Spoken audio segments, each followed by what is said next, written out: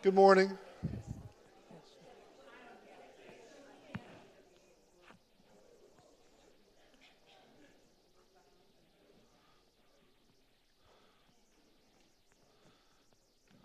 So this fall, as we've been discussing worldviews and influences on our thinking, we're on to another topic of something that can influence our thinking as Christians that we need to be very conscious of. It's often been called consumerism. And the basic ideas of consumerism that are in our culture around us are that acquiring things, having things, using things brings fulfillment or happiness in your life. And that money is power. Money is how you think you're in control of your life, if you have enough money. There was a famous quote a little over 120 years ago. John D. Rockefeller, who was one of the first really rich industrialists in America, oil and railroads, Standard Oil Company, which was the ancestor of what's now Exxon. And an interviewer asked him, with all the money you have, how much money is enough? And he gave a very honest answer. He said, just a little bit more. Which implies what? Once you get that little bit more, then you need a little bit more, whatever.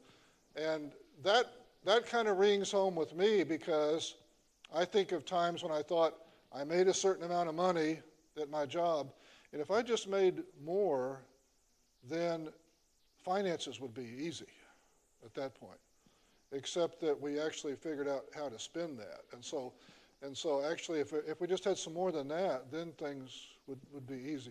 I think a lot of people have gone through that in life. And here was someone who had more than you could imagine. I think he was being very honest about himself. He was poking fun at himself in a way by saying that. It also kind of implies, when are you ever happy? Never, because it's just a little bit more is what's needed.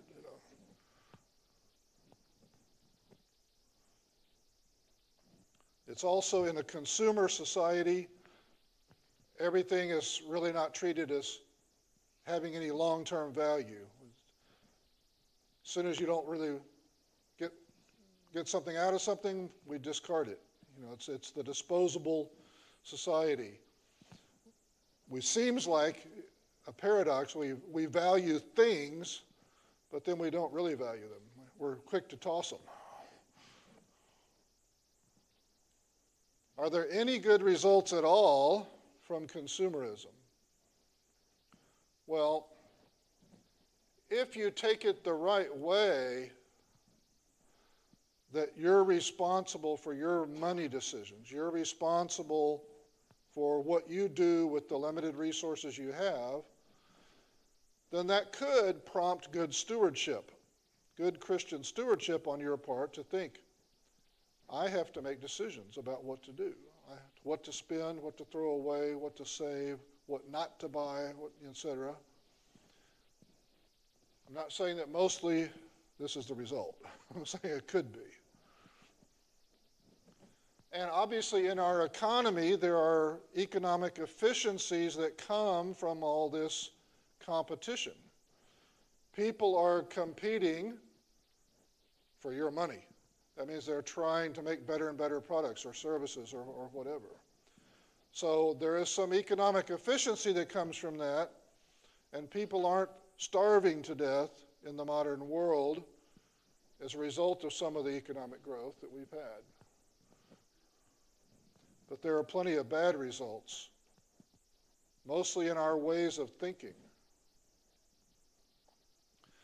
We talked about this last week when we talked about individualism and how extreme individualism becomes so self-focused that you view other people as, what good are they to me? And consumerism is the same way. If the whole idea is, I'm going to be happy based on money and acquiring things and so on, then what do other people mean? They must be secondary. They must be a means to my ends. We start thinking of the economic aspects of life as being the most important things. You know, there are always people thinking about money and things as more important than anything else. You know, there's a joke in political philosophy that a lot of people don't think in terms of Homo sapiens anymore. They think of Homo economicus, that people are just economic units. You know, that all they are is part of the economy. And we're in an election year now, and every election year we hear, oh, the number one issue with people is the economy. It's always, you know, the economy. It's kind of that just a little bit more issue. We are much better off economically than people were 100 years ago. And yet, what's the number one issue? The economy. 100 years from now, if we have 100 more years of economic growth and there's another election, what's going to be the number one issue? Despite that 100 years of growth and affluence, it'll be the economy. There's no end, you know, because economic aspects are becoming the number one thing in life. Nothing can compete with them, and that has an effect on everything else. One of the serious problems, I think, is that we start to judge other people based on what job do they have, how much money do they make, how much do they own, what brand car do they drive, et cetera, et cetera. We judge other people economically. If this kind of consumerism pervades our thinking, that'll be an outcome. We reduce working to having only one point, making money. It used to be people spoke about work as work provides you some self-discipline. Work provides you some self-respect, some dignity that you're taking care of yourself and so on. Now work is viewed as how much money do you make at it? Period. It's the only point of a job, you know. There's a way of thinking that's an unintentional byproduct of consumerism. With all of these people trying so hard to cater to my needs so they can get my money, I start to think I'm entitled to having people cater to me all the time. I remember, I should have brought the prop in. I remember on Amazon, you know, you can have on Amazon you buy something and then you can rate it 1 star, 2 star, up to 5 star is the best. And I got some cheap little item, which is a box of tissues that you use to clean your glasses with. And somebody had, I noticed, had given it a 1 star review. Ooh, that means it's really terrible. What was terrible about it? Well, he said, sometimes when you pull a tissue out, 2 of them come out. And I remember thinking, boy, I bet our pioneer ancestors never endured hardship like that, you know. I mean, we get so spoiled. We're being catered to, and we think, I'm entitled to have every little thing be perfect, you know. I mean, it reaches an extreme, and we don't realize it's affecting the way we think. This sense of entitlement, you know, I deserve this and that. We'll talk about that in a minute when we get to the subject of advertising and what kind of message advertising provides. I think that we as Christians need to be conscious in rejecting consumerism. So first of all, let's take a look at some scripture passages. And I think if we were to periodically read these, periodically remind ourselves and ingrain these biblical values in our heads, we would reject a lot of the consumerism. First of all, other people are not a means to my ends. Other people aren't to be judged by how much they have. Instead, let's look at what God's attitude is towards us. From Genesis, God said, "Let us make man in our image, according to our likeness. Let them have dominion over the fish of the sea, over the birds of the air, and over the cattle, over all the earth, and over every creeping thing that creeps on the earth." So God created man in his own image. In the image of God, he created him, male and female. He created them. And this is so important. It's come up, I've brought this up several times now this fall. Viewing other people as image bearers of God will affect how we treat them. And in this context this week, it'll prevent us from reducing them to how much money do they have, what car do they drive, or whatever. No, that's someone who bears the image of God that you're talking about. Don't reduce them to some object, basically.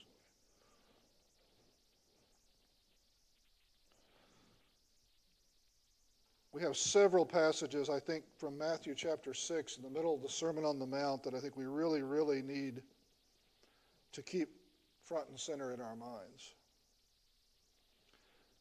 "Do not lay up for yourselves treasures on earth, where moth and rust destroy, and where thieves break in and steal.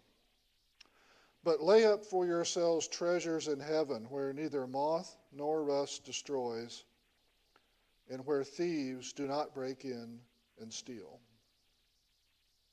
For where your treasure is, there your heart will be also." I think this is one of the really important passages we need to ingrain in ourselves as Christians. And it's so true. What you're focusing on will end up dominating your heart. And I especially like the reminder, moth and rust can destroy physical things. Thieves can steal physical things. And I would add, physical things just lose their value. A few years ago, I went through the process with my father. I was down at his house in Dallas, and he was selling the house. He couldn't take care of it anymore. And I was trying to help him sell all of these things in the house, calling up consignment shops, taking photos of them and showing. And some of my parents' prized possessions, "Oh, this piece of furniture, this is really good," I couldn't give it away hardly, That's just the reality today. America is such an affluent country, so full of things, that you can't hardly give away things because other people already have they already have furniture. I mean, it's amazing. Things that they were so proud of that had saved up for years, and the response now is, who cares? We have an excess of things. It used to be that most families, middle class and above families, would have a piano in the home, get the kids piano lessons. It became less popular. Now there are so many used pianos on the market that a few years ago there was a story from New York that there's a business that you can pay to haul off your piano and basically turn it into parts, and junk. And it was really sad. I mean, my mother was a piano teacher. It was really kind of sad to me. But this is what happens when you have an excess of certain things. If there's an excess of them, they have no value anymore at all. You can't give them away. You got to pay somebody to haul it away. And yet you used to be so proud of this possession. Not only can thieves steal it, time can steal its value. So why was it ever such a source of pride in the first place? Ultimately, it ends up nobody cares about it.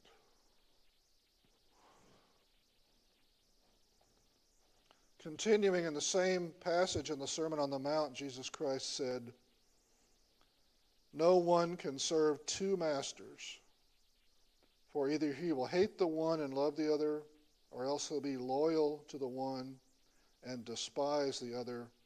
You cannot serve God and riches." some point you're going to always have to prioritize.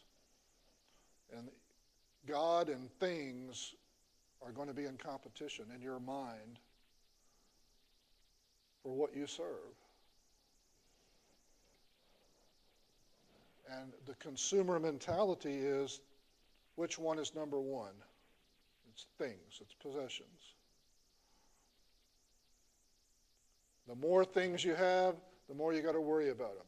The more you got to fix them and replace them and whatever, right? And it's just, they start to consume you.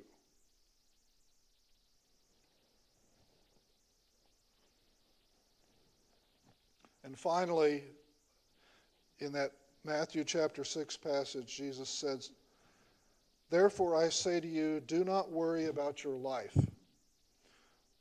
what you will eat or what you will drink, nor about your body, what you will put on. Is not life more than food, and the body more than clothing? Look at the birds of the air, for they neither sow nor reap, nor gather into barns, yet your heavenly Father feeds them. Are you not of more value than they? Which of you by worrying can add 1 cubit to his stature? So why do you worry about clothing? Consider the lilies of the field, how they grow. They neither toil nor spin. And yet I say to you that even Solomon in all his glory was not arrayed like one of these. Now if God so clothes the grass of the field, which today is and tomorrow is thrown into the oven, will he not much more clothe you, O you of little faith? Therefore do not worry, saying, what shall we eat, or what shall we drink, or what shall we wear? For after all these things the Gentiles seek, for your heavenly Father knows that you need all these things. And then he finishes with the famous verse that we have often memorized as kids. But seek first the kingdom of God and its righteousness, and all these things shall be added to you. I think if we could review this second half of Matthew chapter 6 periodically in our lives and ingrain these values into ourselves, that we wouldn't get caught up in the way of thinking around us.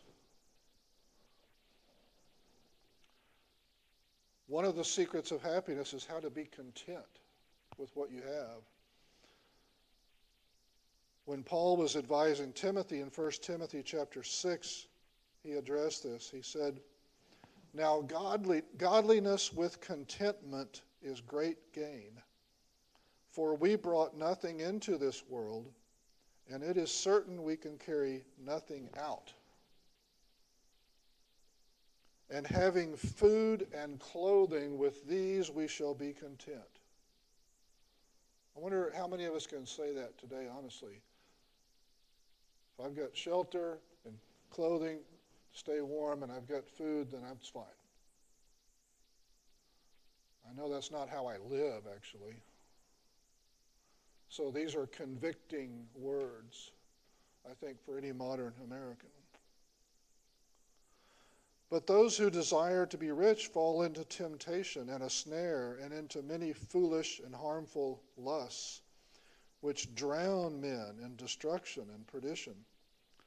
For the love of money is a root of all kinds of evil, for which some have strayed from the faith in their greediness and pierced themselves through with many sorrows.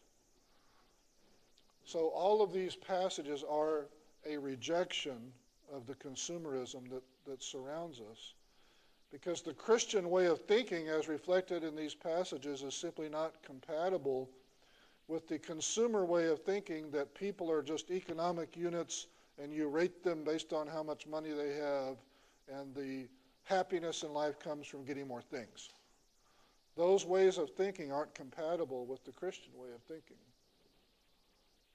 I remember one of the things that impressed me when I was first courting Heidi many years ago was we were looking through some pictures from her childhood, and she said, you know, when I see these pictures, I see Spartan furniture and bare walls because she was growing up overseas and they moved a lot. And she said, but I didn't think anything of it. I didn't think we were poor or something. It didn't matter, you know. And I think that we have to have that realization. Look at the people of the world who don't have much. If they have the things that are important, they're happy. So what can we learn from that? We need to have a conscious rejection. Not only do we need to steep ourselves in the scriptures that relate to rejecting consumerism, but I think we need to have a conscious rejection. I mean, I'm one of those people who talks back to the TV, and especially to commercials. My basic position is I don't watch commercials if I can avoid it. I've got a mute button, I've got fast forward, you know, whatever. I tell people it's against my religion to sit and listen to this commercial, and I just, you know, I just can't do it. If it's forced upon me, I talk back. And, you know, when Marshall McLuhan was writing about the effect of different media 60 years ago on people, he said different forms of media have a different mental effect on you. Radio requires you to pay attention, and there's nothing visual going on, and so it's more of a thinking medium. And a lot of the famous preachers from back when were radio preachers. But TV is a very passive media. You sit back, and it just kind of washes over you. Now, of course, advertisers are going to love that, aren't they? Here's this person who's passively sitting there, not really engaging their mind, and now it's time for a commercial break. So what happens?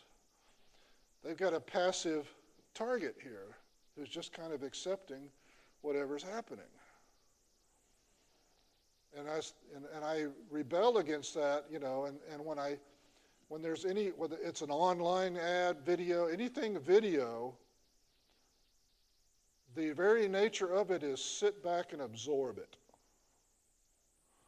But that means absorbing the values of it. And so when I see TV commercials, if I ever see them and hear them, I will often just completely, you know, like I said, talk back to the TV. One of my favorites is in commercials, you deserve such and such. You deserve a car that combines top-end luxury with sports car performance, whatever. And I'm talking back to the TV. I say, really? Why do I deserve that? How did I come to deserve that? By breathing? By existing? I somehow deserve that? You know, of course, that's flattery, isn't it? Because they want to get my money. It's flattery. And I say, no, I don't deserve it. Bill. Well, Clark, if it's any consolation to you, I think you and I are operating with identical brains. Okay. I'm not the only crazy one talking back to the TV. I do the same thing. I use women thing every chance I get.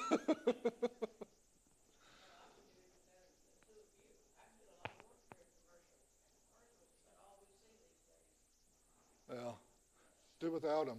Turn off the TV, be even better. Right? Good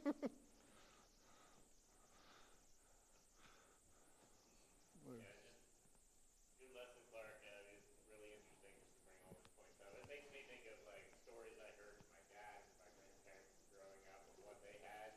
Like my grandmother, she's 95, still alive, talking about going to bed, didn't have any food all day long, nothing in the cupboard, you know, didn't know if they were going to eat the next day because of the situation they were in. And then like I'm going through my cupboards, throwing away, you know, trash bags full of expired food, which is very different than what you know she had. And my dad would talk about how he only got one pair of jeans, you know, for the whole school year. But are you any happier than they were? Right. I mean, Exactly. Yeah. And I mean, he said he remembers the worst beating he ever got was the first day of school. I think he went to school. He was on his way home. All the kids were playing on this rock. He got up on the rock and slid down it, you know, many, many times. And came home and the back seat of his pants was missing. And he says he remembers that day for the rest of his life. That was a rough day for him. That was his one pair of pants he had for the school year, and it was gone on the first day. But you know, then they come to my house and see, you know, they buy clothes for my kids too, but you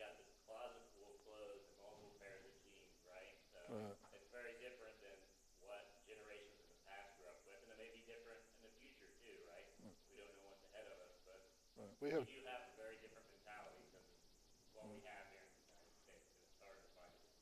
So it is. keep these things in mind. I think if you're going to reject anything in the culture around you, it's got to be conscious. You've got to think in terms of the biblical answer. I feel like one of the hard things I think back to my husband's grandmother, she passed a couple years ago, that in the 60s, they built a house, and this is like very small, like way from Mississippi, and it was a brick house. And I remember last time mine was going, that was the story we told every single time. She was like, yeah, I couldn't help it, right? You know, because I mean, they worked really, like, you know, they worked really hard. And after her passing, just thinking about like like when things like that are left, like you feel like with houses and things, like some people are like, you have to keep it because they worked so hard for this. Others like, it's such a hassle. Yeah. Like to keep this house when it's so old. But it's like that idea, like I mean, she's such a God-fearing woman. Yeah. She talked, you know, a lot to my husband. There was this thing, this possession that was very important that's been like passed on. Like when do you?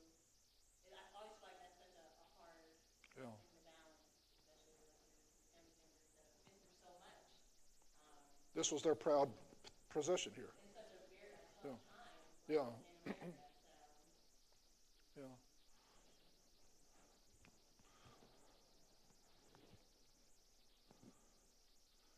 Consumerism can affect our thinking in the church, and we have to be conscious. Leaders, for example, if church leaders get the same kind of mentality that says all that matters is money, then they're going to measure the church by what's the donations, what's the attendance. And then how do you get more attendance and donations? Well, it might be by selling out to the culture around you, by doing whatever's popular today. And so there's a pitfall for church leaders. Members have to avoid the consumer mindset. You know, as a consumer, you go out to a restaurant, you say, am I going to go back? How was it for me? And so on. If we go around to churches and evaluate each congregation as what's in it for me, right? Then we have a consumer mindset.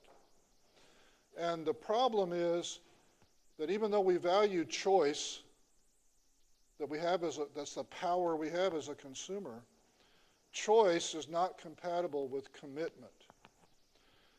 If you always have the attitude that I can jump out of this at any time, think about it in terms of a human relationship. If that's your attitude about marriage or friendship, I can take it or leave it depending on how it's working out for me at any moment. That's not commitment, is it? And we can't really be committed to the church with the consumer mindset. And I think that I want to tell a true story, because years ago we had a church fellowship on a Saturday evening over at Ash Lawn Highland, James Monroe's estate. And I was asked to give a very, very brief lesson in prayer. And afterwards, Dean Barham, who was the campus minister at the time, came up to me and said, you've got to tell that story every couple of years. Well, I've only retold it once, so I'm way behind. But I'll make it quick. Someone I knew in high school got married. She and her husband went off to as Church of Christ missionaries to Zambia. They came back. He was an electrical engineer, and he got a job in Anchor Point, Alaska, where there's a great big Christian, there's a World Bible Radio broadcasting or something like that. And by short wave from that point in Alaska, they could reach all over Asia, you know, and so on. So he was a radio engineer there. And I asked her, how was it going? Did you find a church to go to? Did you find a congregation in Anchor Point, Alaska, which is south of, Anchorage on this peninsula? And she said, yeah, there's a congregation here that actually, it's got a maximum of attendance of maybe 50. But about an hour away, there's a congregation maximum attendance of 30, 35, and we've been driving there because they need us more there. And I thought to myself, wow, I mean, I counted up today, we had 80 people in the auditorium for worship. That seems small enough to me. 50 seems plenty small to me. Driving 45 minutes away or whatever to get away from the 50 to go to the 35 member congregation, that was just amazing to me. But she said, they needed teachers for the children more at that smaller congregation. And I thought, what a difference in the two attitudes. One attitude is, what's in it for me at this congregation? What does this congregation have for me and my family? And the other attitude is, where can I serve God? Where does God need me? What can I do for God's kingdom here and here? And that was just so mind-blowing to me at the time, I never really thought of churches that way. Where do they need me the most? Not which one do I like the most. So that's an idea of the difference between two different mindsets. The consumer mindset says, let me evaluate this congregation. What's it going to be in it for me? And that's a very natural mindset if you live in 21st century America. Because that's our power as consumers, I go to this restaurant, they better be good or I'm not going back. I mean, I'm not committed. They're not a charity. I'm not supporting them, right? They're a business. If they're not good, why shouldn't I go to a different one? This is not the food bank. This is a restaurant. It's not a charity, and so that's the way it is.